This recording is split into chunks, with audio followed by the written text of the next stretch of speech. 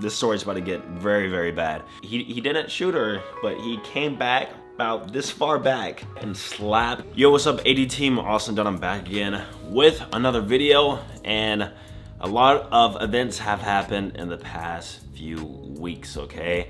And in this video, basically, I'm gonna tell you about the story of how I got robbed at gunpoint literally 2 weeks ago now. Yeah, so it's still fresh on my mind. A lot of people on Snapchat were asking me like more in depth and detail about it.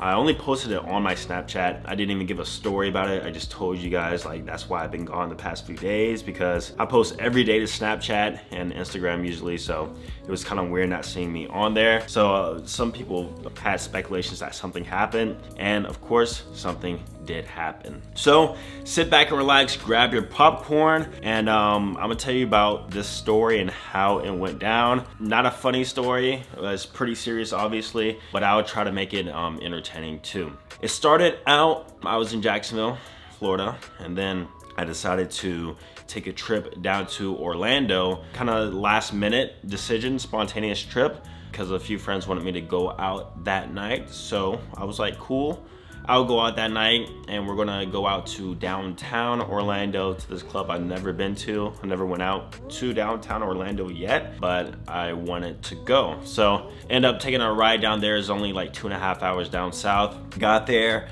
it was this girl and it was her friends. That's mostly who it was. So it was 2 girls, a dude. One of the girls I knew because, you know, Austin is newly single, so, you know, I'm out here just living my best life while I can, basically. So I was with one chick. After that, the club area was fine, all right? I didn't drink at all. I was completely sober. They were drinking. I had like half a shot or something like that. But basically, I was very coherent. I was very sober, aware. While the girl I was with, let's call her N. I know you're watching this too, but let's call her N. And she was pretty drunk, not gonna lie. Like, I think she told me that's the drunkest she's ever been. So there goes our dynamic right there, me having to like be the coherent, kind of mature one, realizing the situation and stuff like that. But they had their fun. I was just there chilling most of the night. And then after that, the club closed. We say goodbye to her friends and the dude, the girl, whatever, and it was just me and N alone, right?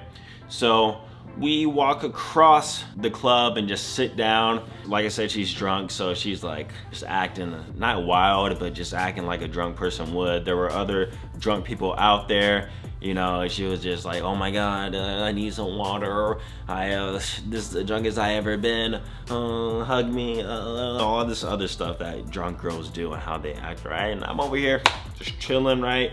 Like, yo, let's go, all right, let's get this Uber back. But she was like, nah, I really need some water, because if I don't get any water, I feel like I'm gonna puke. I don't feel good right now. I'm like, all right, that's fine. There's a 7-Eleven right there, right where we were sitting. There's a 7-Eleven like in this weird area. So I walked in the 7-Eleven.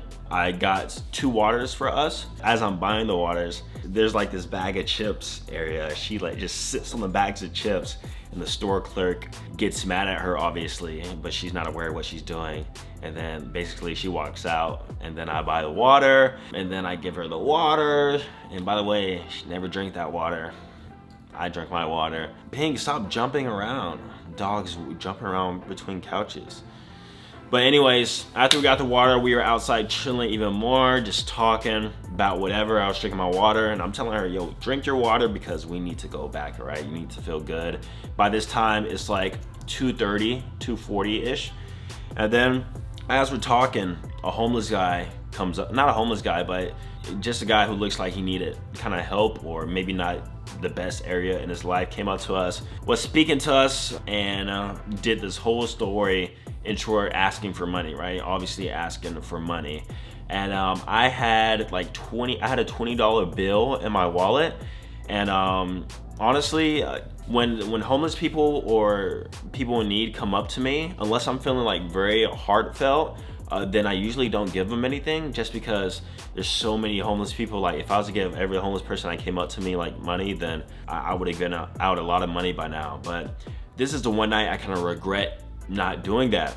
And the reason is because in the girl I was with to get away from the situation, because he was getting kind of like beggy, kind of almost like, yo, please, please, you know what I mean? And she was like, oh, our Uber is here, let's go. And I was like, sorry man, I'll see you next time, whatever, right? So I didn't end up giving him any money, and then we walked about a block across where we were at to this area, just honestly to get it away from him so he can go do his thing, because we didn't want to give him money basically, right? So now we're sitting on the sidewalk in this like area pretty much by ourselves, right? Nobody's around. It's about probably half a block from where we were at, just right in front of this bank area. There's like a few street lights, but we're just sitting on the sidewalk, and by this point it's like 3:20, 3:30. And I remember being in that area, just speaking with her, and I'm like, yo, you ready to go now? You're good? I'm about to call the Uber, because I had planned on filming for a YouTube video the next day, and I was gonna do like heavy weighted pull-ups, heavy squats and all that stuff, so I wanted to get rest and be prepared for that. And so I was like, yo, I'm gonna call the Uber and I'm gonna go. And because I kept suggesting like how much I wanted to leave, and she was basically like, no, just go then. You know, she's drunk, like I said, I'm sober. She's like, just go, just leave me then, blah, blah. In a way, of course I'm not gonna leave her, a drunk girl at the place by herself. So I was like, I'm gonna give her about 30 minutes, and after that, I'm definitely calling it. And like I said, the reason why she didn't want to go is because she felt like she would throw up in the Uber. But in hindsight, including herself, she was obviously just being very dramatic, and she could have definitely gotten in the Uber an hour earlier, right? So we're still talking. A guy passes by us, just walks, you know. I'm not gonna lie, I was an idiot for not even thinking about this, but it was low-key a sketch area. Guy walks past us, you know, I'm watching him, right? Because I'm a bit wary, just a little bit. And he walks past us, nothing happens, right? Still in my head, I don't know why I didn't think about the area I was in, how I'm downtown at 3:30 in the morning now, on a sidewalk in an area by ourselves, like nobody's around, everybody has left the club by then. So I see another guy coming from this way, right? We were sitting down on the sidewalk, he comes from this way, I was on the left, and was on the right, right? And we were sitting on the sidewalk. Guy comes, once again, I expected nothing out of him, right? Just because, you know, another guy walked past a few minutes ago. So guy comes up, he's walking past us, and right as he gets to me, he does a quick cut, right? I was watching him too. Like, I was like, I swear I hope nothing goes down, because this is a big sketch right now. And I'm sitting on the sidewalk, dude walks past me, like I said, does a quick cut, pulls out something, and it's basically like, give me all you got, right? That's his exact words. Give me all you got. He was really fast paced with it. Give me all you got. I really don't even remember because how fast it happened. By that point in my head, I'm like, oh my God, I can't believe this is happening right now. I had the benefit of the doubt that nothing would happen, because I'm very used to being in safe environments, quote unquote safe environments, and you know, stuff like that you see on TV, you hear about it, but it's so weird because you never expect it to happen to you. So dude cuts, like I said, pulls out whatever. I swear I saw a gun, but it could have been a dummy gun, it could have been a knife. I just saw an object, all right? I'm not staring at the object. I'm just, by this point, pulling out my phone, pulling out my wallet. Here you go, have it. And I'm quiet, right? I'm not arguing, nothing. I just gave him my stuff. I didn't even say a word, I don't think. You can probably hear my heartbeat. That's about it. And then, remember, I was with the girl, she was beside me too. And like, I think she's like kind of in shock about what's going on also. Then he goes to her, and he's like, yo, give me you too. You're like, run it up, right? This story's about to get very, very bad. She was on her phone. She was like, I don't have anything, like this, right? With her phone and hand behind her back. And he obviously noticed that. So this is where things kind of took a turn for the worse. He didn't shoot her, but he came back, right hand, about this far back, came back and slapped the mess out of her. Like, slapped her. No lie, I was in shock. I was like, oh my God. Like, I'm telling you, that was a scary moment, because at that point I thought he was gonna slap her and then like, just like shoot her, then maybe shoot me. I don't know. I was just expecting the worst by that point. And I was low-key like kind of mad that she didn't just give him her stuff. But that was my first time seeing her drunk, and like I said, she was drunk, so everything was like very exaggerated. So after that, she got slapped, like living daylight slapped out of her, and she ended up giving her his phone. And then dude walked off as if nothing happened. Didn't even run, nothing, just went about his day, walked right past us. At that point, I'm relieved that I didn't get shot. Nobody was hurt, killed, or I mean, she was hurt, but at least nobody was like badly injured or shot, stabbed, nothing like that. By that point, I get up. I have so much adrenaline right now, and my heart is beating so fast, because you can't fathom like, yo, I can't believe that just happened. That was in a time span of probably 20 seconds, but it feels like 10 minutes, right? It feels like 5 to 10 minutes, just like when you're having a bad nightmare. It could last 30 seconds, but it feels like forever. So that's what it felt like. So after that, I get up, I run, and I'm like, yo, get up, and N is still sitting on the sidewalk, starts crying. I'm like, oh my God. That's when I blew up. I got so mad. I got so mad about how all that could have avoided. I got so mad about how I could have potentially died in that situation.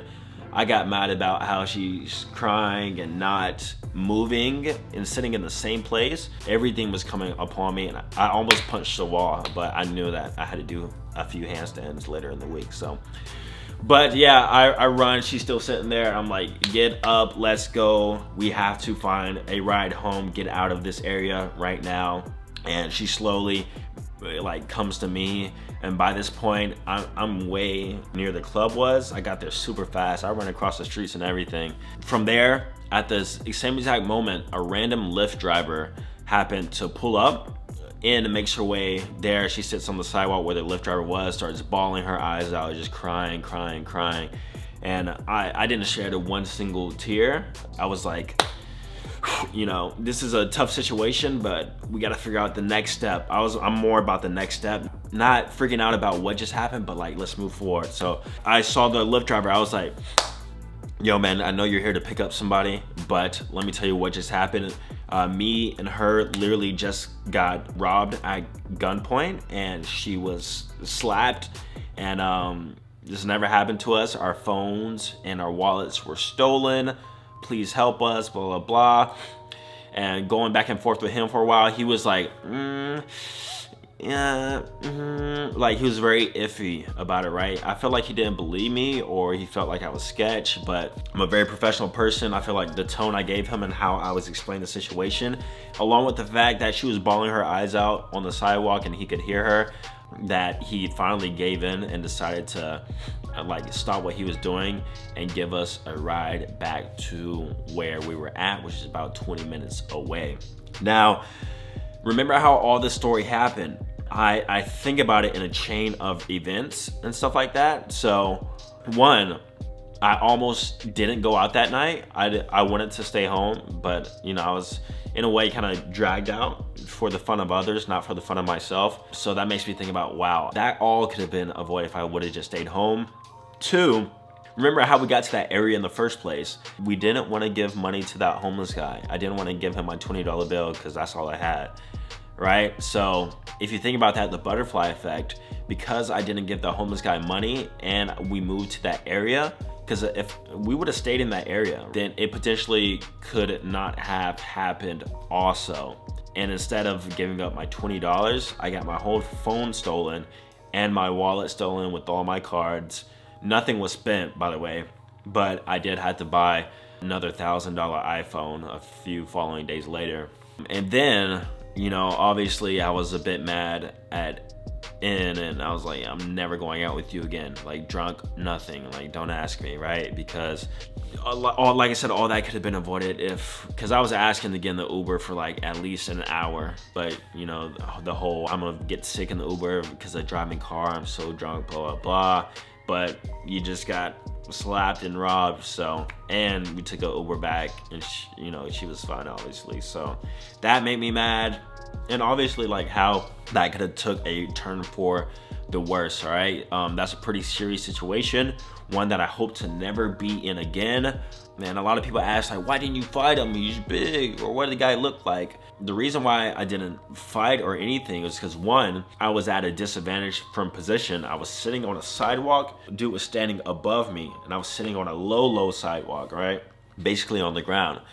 Two, he had a weapon. I didn't. And even if I did, I wouldn't have one because the club we went into does pat downs and checks, so I couldn't even conceal carry if I wanted to. So I was at a loss for that. So by that point, you just gotta take your losses, all right? Your life is more important than any object or materialistic thing that can be replaced, because obviously lives cannot be replaced, and once you're done, you're done.